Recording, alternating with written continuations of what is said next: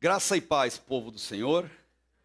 Amém. Que bom estarmos juntos para nosso tempo de reflexão na palavra de Deus. E já quero convidar você a abrir a sua Bíblia lá no Evangelho de Lucas, especificamente no capítulo 15, esse capítulo que é tão conhecido, que o texto não é novidade para você, mas ele traz muitas lições profundas para a nossa vida. Lucas, capítulo 15, a partir do verso 4 até o verso 7, a conhecida parábola da ovelha perdida. Jesus, entre seus muitos atributos divinos e humanos, um deles sempre chama a nossa atenção. Ele era um baita contador de história. E ele contava histórias simples, dando um ensinamento profundo espiritual por detrás de cada uma dessas histórias. E no capítulo 15 de Lucas, ele vai mostrar para a gente um assunto tão importante, mas tão importante, que ele reserva 3 histórias para tratar do mesmo enfoque. Por isso, em Lucas 15, você vê 3 parábolas, tanto falando da ovelha perdida, da dracma, que era uma moeda de um valor muito grande, também perdida, e a mais conhecida, a parábola do filho pródigo, fechando o capítulo 15. Nós temos um privilégio, queridos, e é bom que a gente comece dizendo isso. Nós pertencemos a um reino que busca os perdidos. E é um privilégio do cristianismo. Só nós temos esse privilégio de ter um Deus que vai até as pessoas perdidas. E como ele faz isso, é o foco da nossa parábola de hoje. Deus não usa passe de mágica, ele não usa coisas esotéricas, excêntricas ou algo do gênero, ele usa a mim e a você para ele ir até as pessoas perdidas. Não sei se você já parou para pensar, mas da infinidade de pessoas que convivem com você, algumas delas durante a sua vida, elas se arrependerão amargamente da vida que levam e dos seus pecados e cairão em si e se voltarão para Deus. Isso vai acontecer com algumas pessoas. Vão te procurar pedindo ajuda para isso, para você socorrê-las e levá-las até um lugar onde elas possam entregar de novo ou voltar os olhos a Deus, serem reinseridas no corpo de Cristo. Isso vai acontecer. Mas tem outras pessoas que a gente conhece e convive com a gente, que estão tão perdidas, mas tão perdidas, que elas precisam ser buscadas. Elas não têm força, elas estão desesperadas, elas não conseguem com suas próprias pernas voltar. E algumas estão tão escondidas nesse mundo pecaminoso que Deus nos usa aí para ir até elas. Por isso, a ovelha perdida, a dracma perdida e a parábola do filho pródigo. Se você olhar o comecinho do capítulo 15, versículo 1 e 2, você vai notar uma coisa muito interessante que está acontecendo aqui no cenário. Jesus, ele está diante de uma camada da sociedade que as pessoas não gostavam de andar juntos. E não era sem motivo, é óbvio, preconceito, mas tinha um motivo por trás disso. Que pessoas eram essas? Dá uma olhadinha aí. Aproximaram-se de Jesus todos os publicanos, todos dando uma noção de um número grande de pessoas, e pecadores para o ouvir. Por pecadores, entendam pessoas com a vida sexual indevida, pessoas que vinham da prostituição, esse tipo de pessoas que procuram por ele. E ele continua: os fariseus e os escribas murmuravam dizendo: esse recebe pecadores e come com eles. Esse é o pano de fundo dessa história. Então Jesus, ouvindo a murmuração dos religiosos que deveriam ir até aquelas pessoas, tirando-as daquela condição, eles ficavam murmurando. Que pessoas eram aquelas? Primeiro, publicanos, cobradores de impostos, odiados, detestados, alguém que um judeu nem olhava na cara quando cumprimentava, e se olhasse era com uma questão mais feroz, um olhar mais agressivo. E o grande problema deles, que eles eram corruptíveis demais, eram pessoas que cobravam mais os impostos para terem a sua fonte de lucro. Obviamente, Ninguém gostava deles e você também não gostaria, como eu também não gostaria. Até porque, como a gente sabe, né, o lugar no corpo humano que mais dói é o bolso, especialmente se é tirado algo da nossa vida ilegalmente ou forçosamente. E os outros, os pecadores, como eu disse, de linha sexual. Então aqui estão pecadores patrimoniais, pecadores morais, pecadores sexuais. Esse grupo, ele está tão desiludido com a vida, se sente tão indigno, tão excluído e sem qualquer qualificação moral, que ao perceberem que Jesus estava ali no mesmo ambiente que eles chegam até Jesus. E o lindo da história, gente, eles vêm até Jesus com um único e claro objetivo em mente. Eles vêm ouvi-lo. É o que faz quem sabe ser pecador. É o que faz quem tem o coração arrebentado pelo peso do pecado e que já tentou de tudo na vida e viu, gente, que sem Jesus nada dá certo, nada funciona. Eles vêm até Jesus porque eles estavam desesperados por uma oportunidade e essa oportunidade chegou. Eles vêm até Jesus. Mas tem gente que não vem, que precisa ser buscada. Por isso ele conta as 3 histórias, para não cairmos naquele comodismo de achar, eu já encontrei Jesus, cada um que se vire. Cada um sabe onde ele está, cada um sabe onde as igrejas estão localizadas, cada um que o procure. Jesus quer tirar completamente da nossa cabeça esse equívoco ao contar essa história.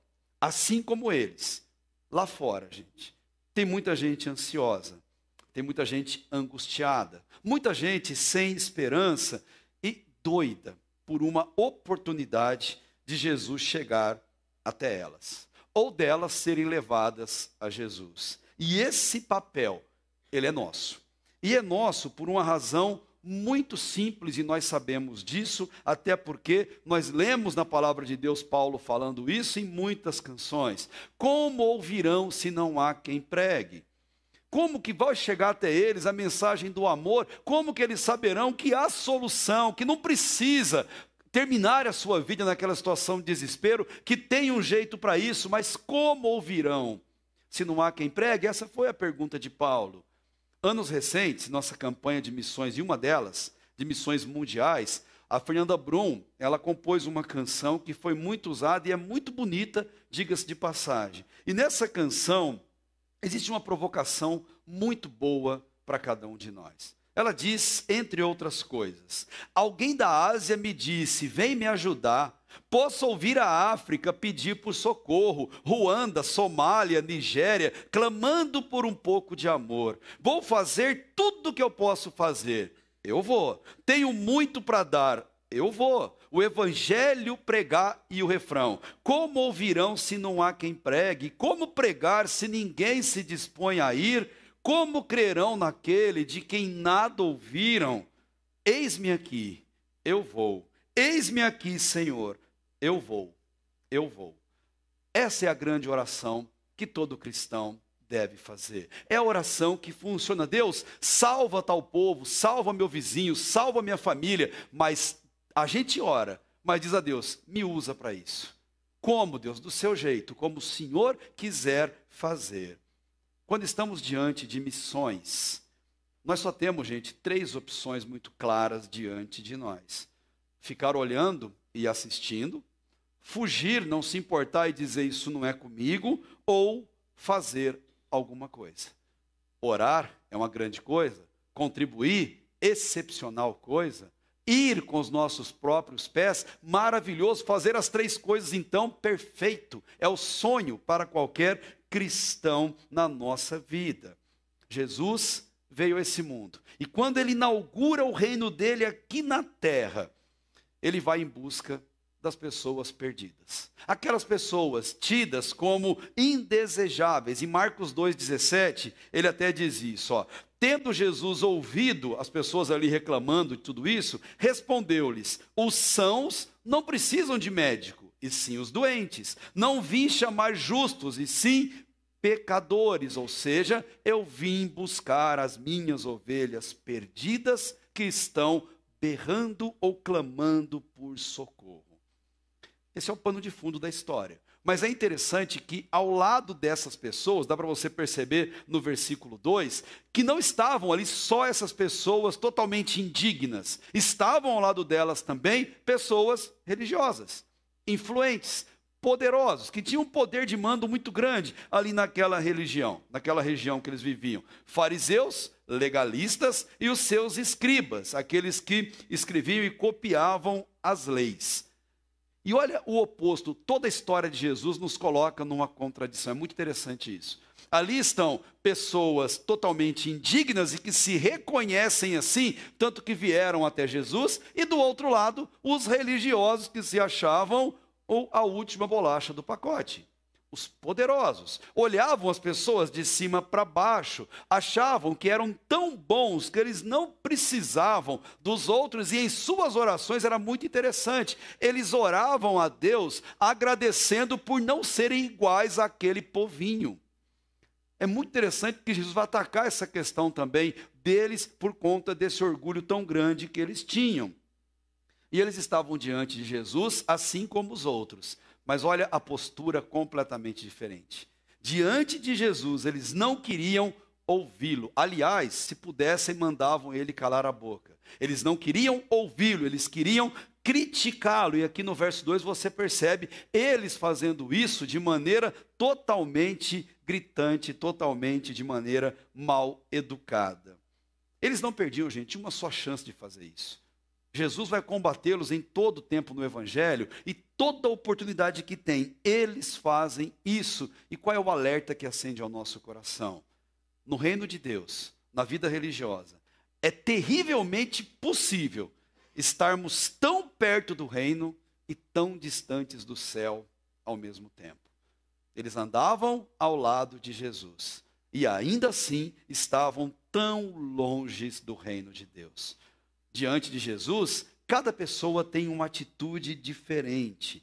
Uns acabam vindo até ele, uns reconhecem, se prostram, pedem perdão, adoram e louvam o nome dele. Outros criticam a sua existência, criticam a sua palavra, e outros preferem dizer que Jesus nem existe, é uma lenda, é um conto, ou se existiu ele já morreu, e por isso temos tanto filme aí para provar que Deus não está morto.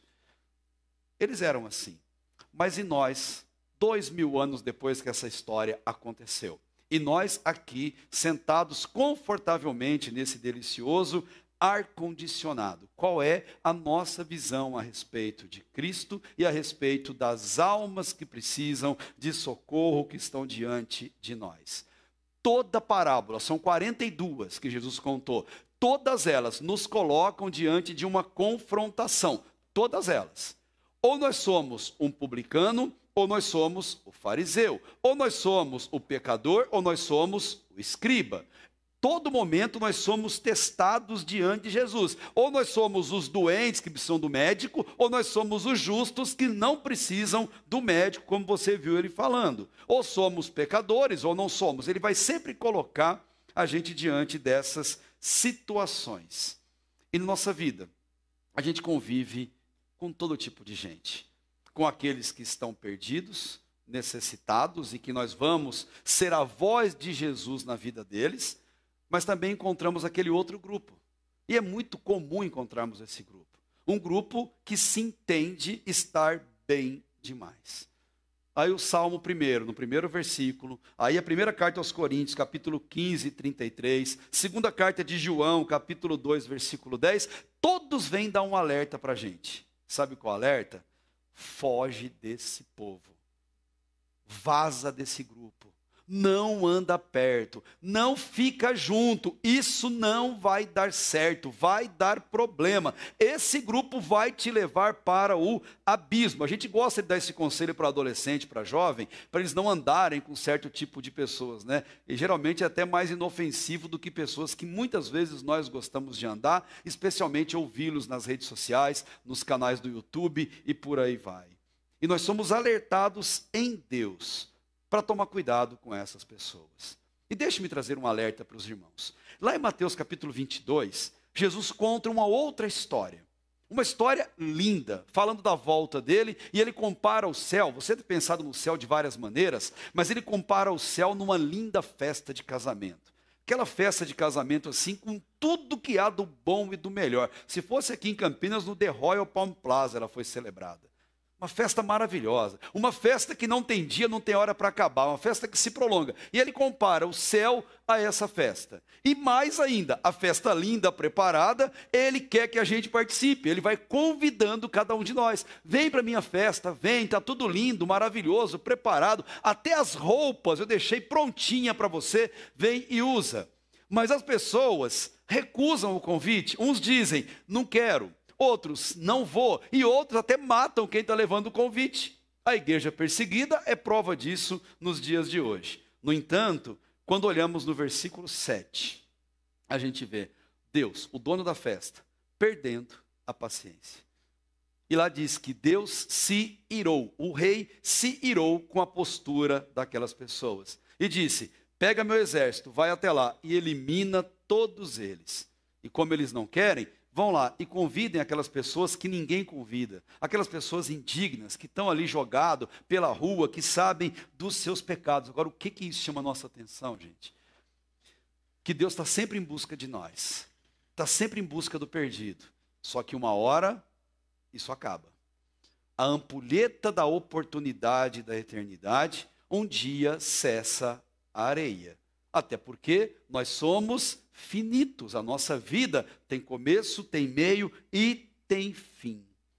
E Deus aqui dá um alerta muito grande para cada um de nós, que vale a pena sempre olharmos com muito carinho o que ele está dizendo. Antes da Bíblia, o Novo Testamento existir, havia um manual na igreja chamado Didaquê. E nesse manual já dava um alerta para a gente reconhecer quem era falso cristão, ficar de olho neles.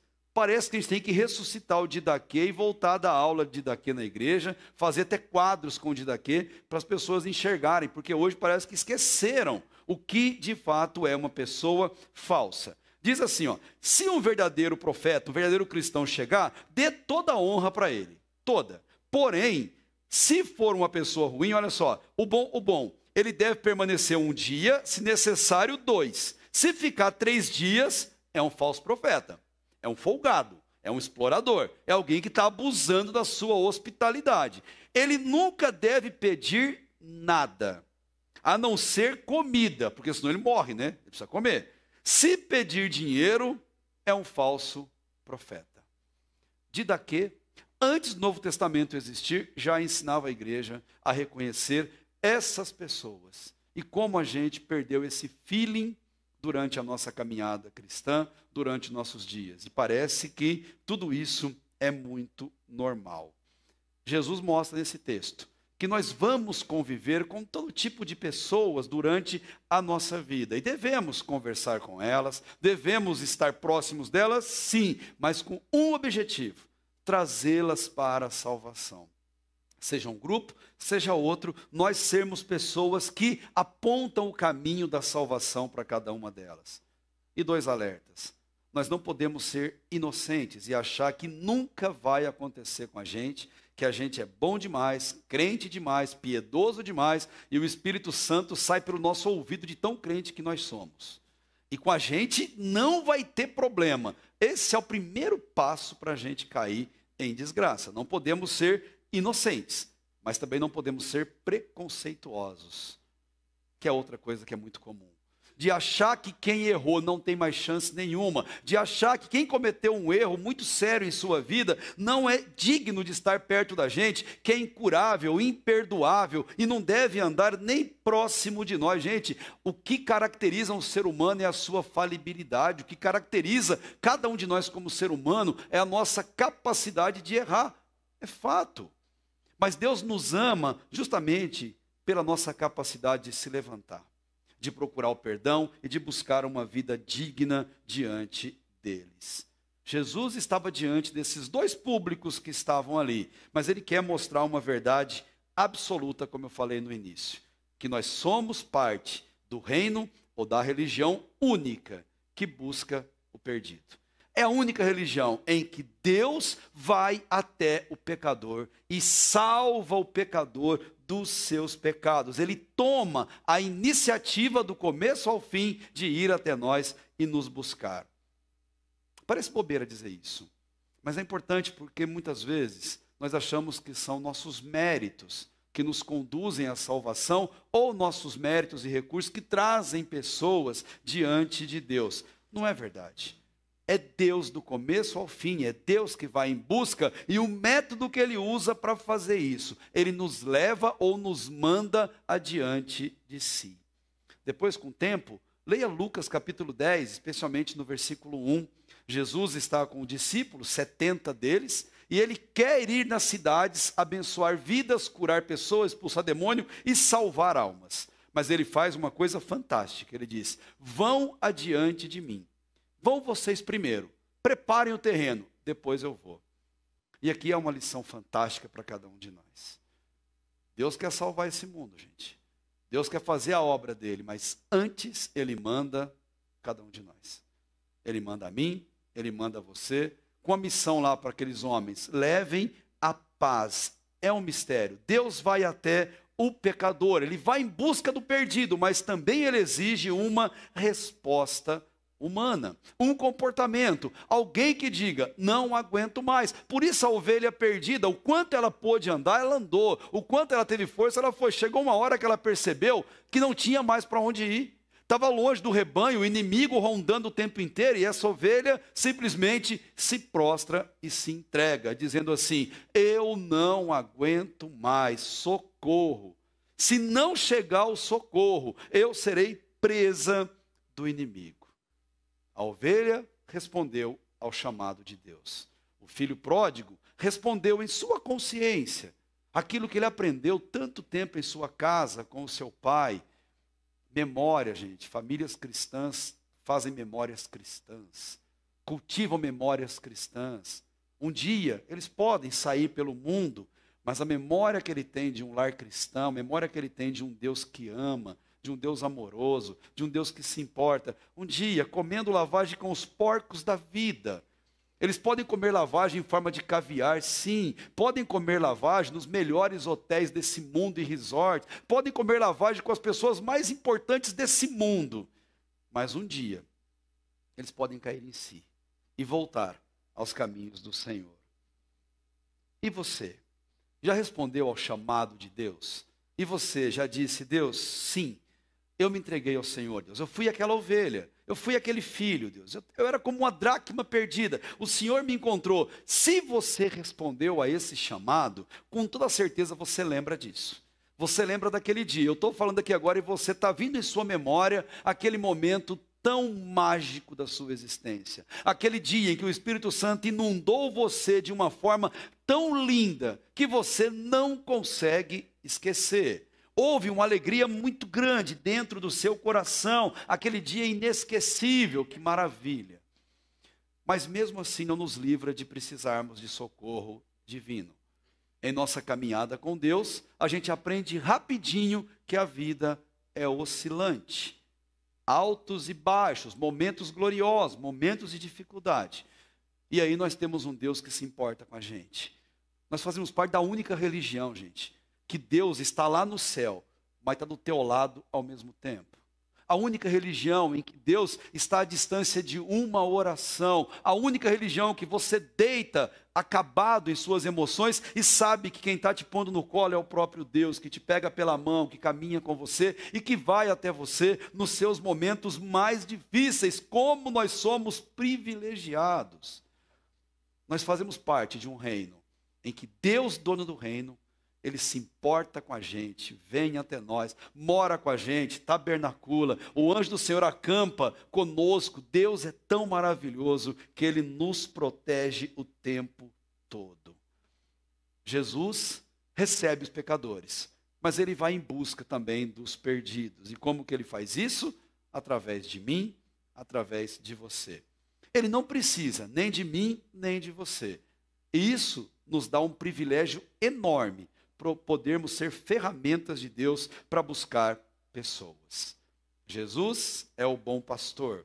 O bom pastor dá vida pelas suas ovelhas. Ele é o bom pastor. As suas ovelhas ouvem a sua voz e ele anda ao lado de cada uma delas. Jesus, como nosso bom pastor, vai nos mostrar através de 3 verdades que para ele ser esse pastor, primeiro, Ele se importa com a gente. E como se importa? O versículo 4 agora de Lucas vai mostrar isso. Tanto se importa que ele toma a iniciativa por nós, ele não deixa a coisa simplesmente acontecer, ele move o mundo por cada um de nós. O Salmo 139 mostra isso, o quanto Deus faz de tudo por um filho seu. E o versículo 5 e o 6 mostra uma coisa muito especial, que ele se alegra quando a gente responde sim. Ele se alegra quando a gente desiste de lutar com as nossas forças, ovelhinhas. Quando a gente deita no chão e fala, levanta as patinhas e diz, Deus, é com o Senhor agora. Eu tentei e eu descobri, Deus, que pela minha força eu não consigo nada.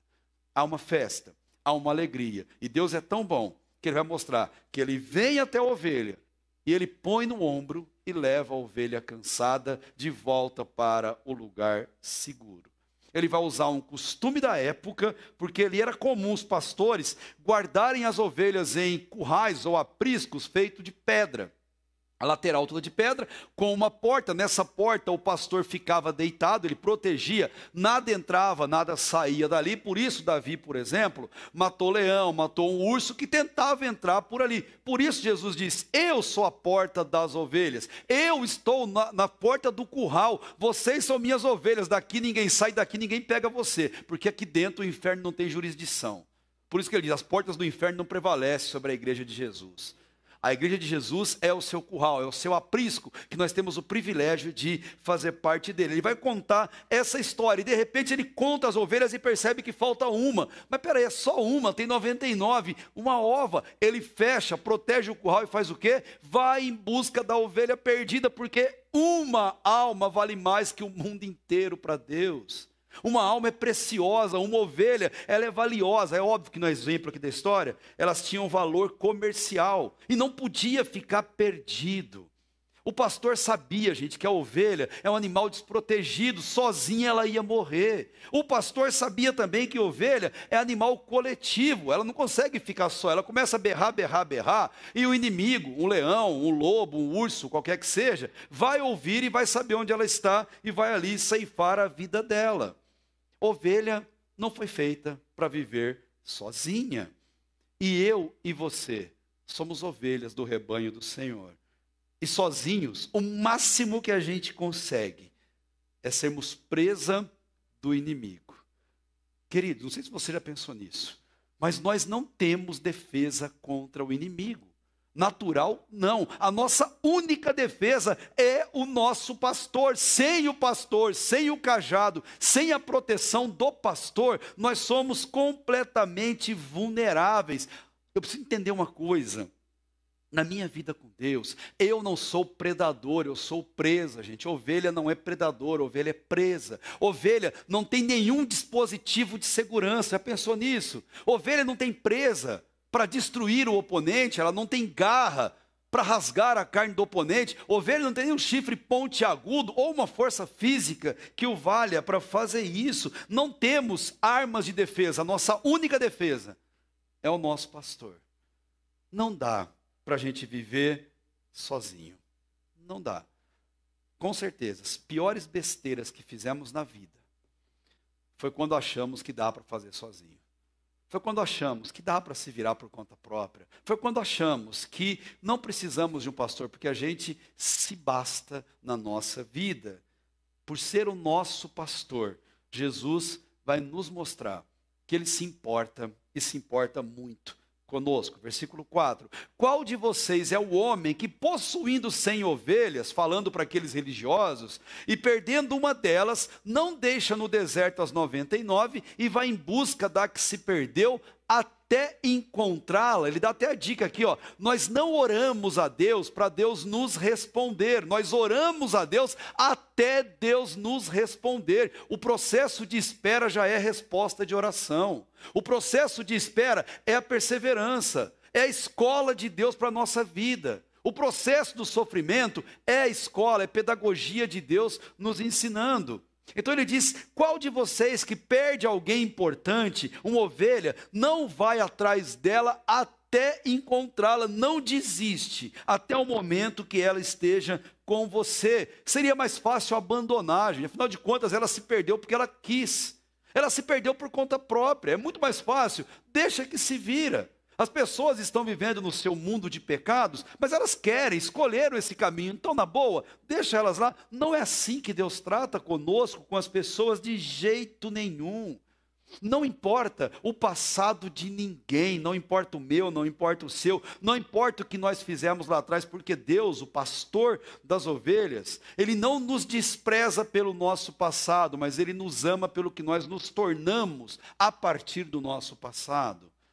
Essa é a forma de Deus dizer que nos ama, de mostrar o quanto Ele se importa com a gente, o quanto nós somos novas criaturas completamente transformadas por Ele.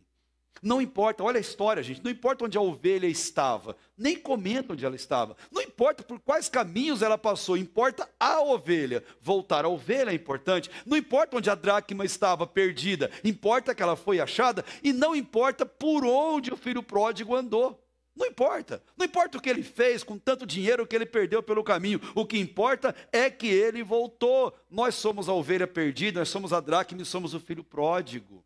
Esses somos nós nessa história. E aqui Jesus quer nos ensinar de uma maneira muito linda, que Ele não põe lente de aumento sobre nossos erros, Ele não põe lupa nem microscópio sobre nossos pecados, muito pelo contrário. Jeremias 31, 34, mostra que Deus quer o tempo todo passar uma borracha definitiva nos nossos erros, tanto que diz: porque eu lhes perdoarei a maldade e não me lembrarei mais dos seus pecados. Eu vou apagar, eu não quero lembrar, porque Deus não aponta dedo para a gente, Deus não é acusador, Deus não vai até a ovelha e fala: bem feito, por que você fez isso? Por que você se afastou? O texto aqui é lindo, ele vai até a ovelha e não pergunta nada, ele simplesmente pega a ovelha com carinho, põe no ombro e volta com um sorriso de orelha a orelha. Achei a minha ovelha perdida, valiosa como as 99 que estão guardadas.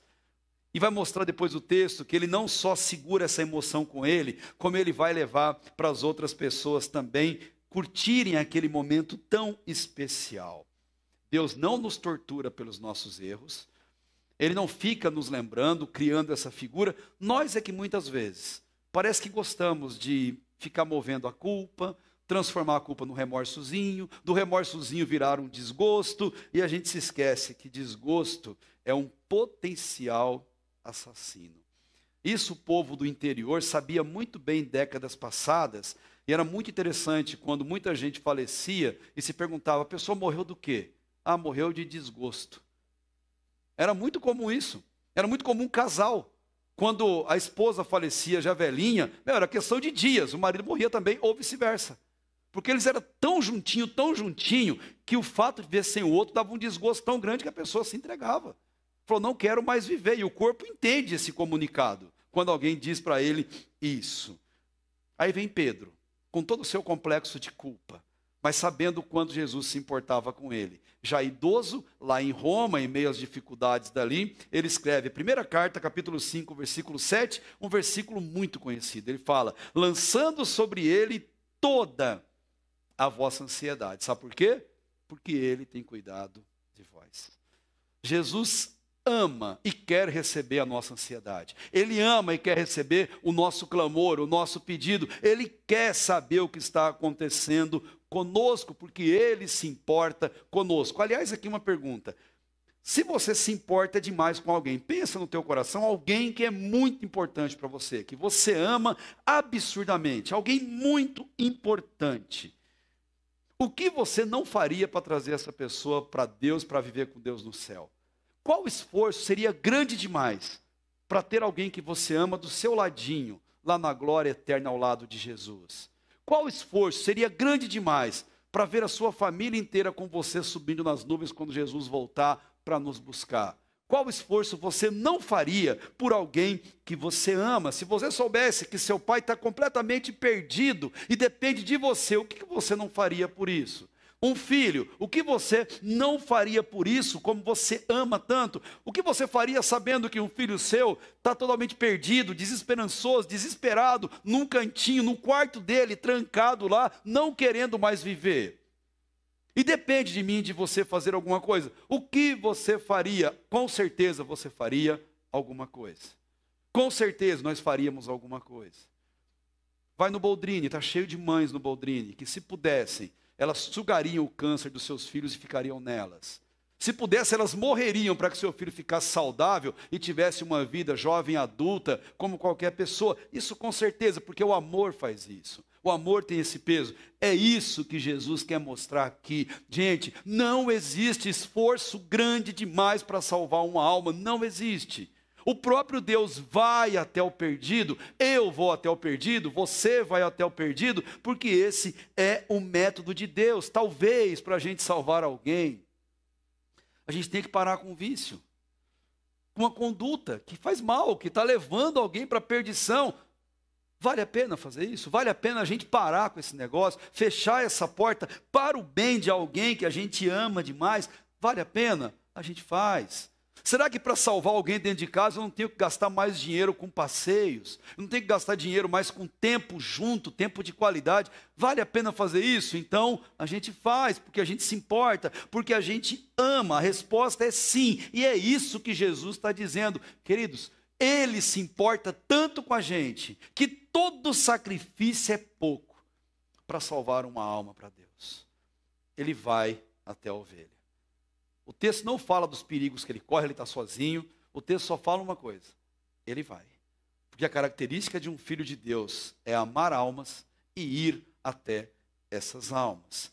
É assim que Deus faz com a gente. É assim que Deus fez com a gente. É assim que Ele continuará fazendo, porque esse é o método de Deus. Nós estamos aqui agora sentadinhos. E lá fora o Espírito Santo continua buscando, continua procurando, continua clamando e continua chamando as ovelhas perdidas. Enquanto nós estamos aqui, Jesus está buscando ovelhas para colocar sobre o ombro e trazer para o aprisco, como um dia fez comigo e com você, como nós tivemos esse privilégio.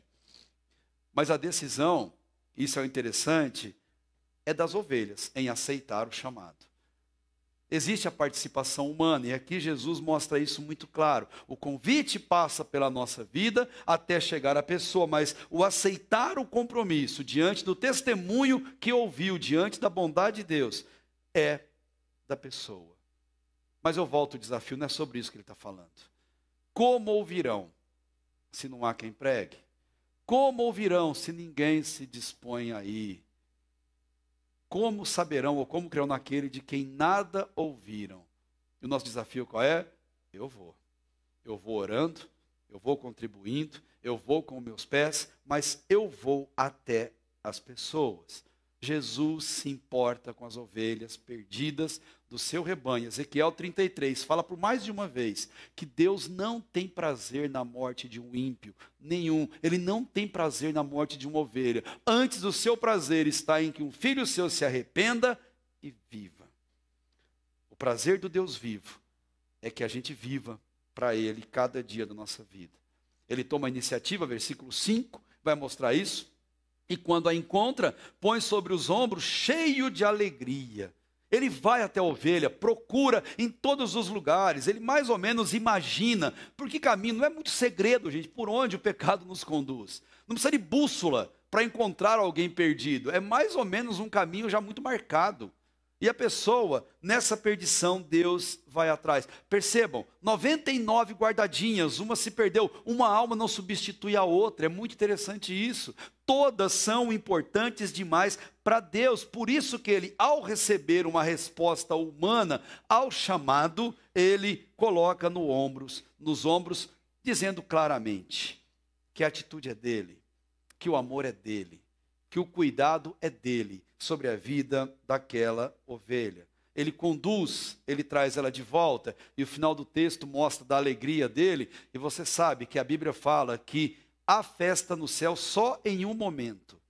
Olha o tamanho da Bíblia, diz que tem festa no céu só quando acontece uma coisa, e não é quando alguém tem um demônio expulso de si, não é quando alguém é curado de qualquer tipo de adoecimento, não é quando alguém se torna uma pessoa próspera na vida, não há festa no céu quando alguém desce as águas e se batiza, como a gente costuma dizer. Só há festa no céu quando acontece uma coisa, e qual é? Quando um pecador se arrepende. O pecador se arrependeu, o céu está em festa. porque a ovelha foi achada, a ovelha, a dracma foi encontrada, o filho pródigo voltou para casa. Mas quem toma a iniciativa é Deus. Quem ficou esperando na porta de casa, na janela, era o pai do filho pródigo. Quem foi procurar a dracma foi a mulher que com tanto zelo varreu, procurou em todos os cantinhos. E quem foi atrás da ovelha? O pastor. A festa no céu. Por isso, ele ensinou a gente a orar. Por isso nós oramos e temos que orar muito, muito mais. Por isso nós temos que implorar, clamar por vidas. Por isso Deus vem no nosso encontro, habita dentro de nós e manda os anjos acamparem conosco. Eu amo o hino que fala muito bem desse momento com Cristo na eternidade, que fala assim: ó que dia faustoso esse dia há de ser, quando o som da trombeta ecoar, quando Cristo nas nuvens tiver que descer, para assim entre nós habitar. Eu gosto demais disso, desse chamado para viver, e já começa quando a gente se arrepende e entrega a nossa vida para Deus. Esse dia é promovido por Cristo, é todo dele, e nós somos os privilegiados de sermos chamados para isso. Se você é uma ovelha que se perdeu, renda-se, se entregue e clame para que o pastor te encontre. O pastor está à sua procura. Basta você dar um berro que a gente chama de oração. Faz um bé para Deus. Deus, estou aqui. Deus, é aqui que eu estou. E Ele vai ao seu encontro. Se você já foi encontrado, mas tem alguma coisa que precisa resolver, alguma situação difícil, da mesma forma, clame a Deus. Porque o Deus que nós amamos é um Deus que se importa com a gente. É um Deus que vem ao nosso encontro, é um Deus que toma a iniciativa e é um Deus que não vê a hora de nos carregar em seus ombros. Nós somos essa ovelha, mas Deus é tão bom que Ele nos chama para vivermos uma vida ao seu lado. E por isso que Ele vai dizer: deixe o seu fardo sobre mim, porque o meu fardo é leve e suave. E terceiro, Jesus vem até nós e se alegra muito, versículo 6 e versículo 7. E indo para casa, reúne os amigos e vizinhos, dizendo-lhes: alegrem-se comigo, porque já achei a minha ovelha perdida. Digo a vocês que assim haverá mais alegria no céu por um pecador que se arrepende, do que por 99 justos que não necessitam de arrependimento. Comemora comigo, celebra comigo, porque a vida com Deus é a vida da alegria, da celebração, quando uma alma se entrega. Não é uma alegria, gente, qualquer. Você percebe aqui no texto que é uma alegria grande. Ele chama todo mundo, ele quer celebrar com todo mundo, testemunhar para todo mundo, porque todo mundo tem que ver isso. O clímax dessa parábola e das outras duas é justamente isso: a festa emocionante, linda, quando uma ovelha é encontrada, uma dracma é achada e quando o filho pródigo volta. Que Deus nos ajude a sermos esse pastor que vai buscar a ovelha, a sermos essa mulher que varre a casa à procura da dracma, a sermos esse pai que espera na porta para que o filho pródigo volte para ter aquele momento de alegria, de felicidade transbordante. Deus continua buscando e procurando os perdidos, mas Ele sabe que o homem sozinho não tem qualquer poder, qualquer força para chegar até Ele. Ele já preparou essa grande festa no céu, e sendo o nosso grande pastor, Ele nos conhece pelo nome, sabe as nossas necessidades, e Ele sempre vem em nosso socorro. Essa realidade, querido, que faça parte da sua vida, que essa realidade seja cada dia mais lembrada no seu coração e responder à pergunta final. Dessa história, você é uma das 99 ovelhas protegidas ou você é aquela ovelha que está perdida? Seja qual for, glorifique ao Deus que cuida de você, ao Deus que te protege, ao Deus que te guarda, ao Deus que faz isso não pelo que você é, não pelo que você fez ou deixou de fazer, ao Deus que fez isso tudo de graça e pela graça, porque é tudo pela graça de Deus.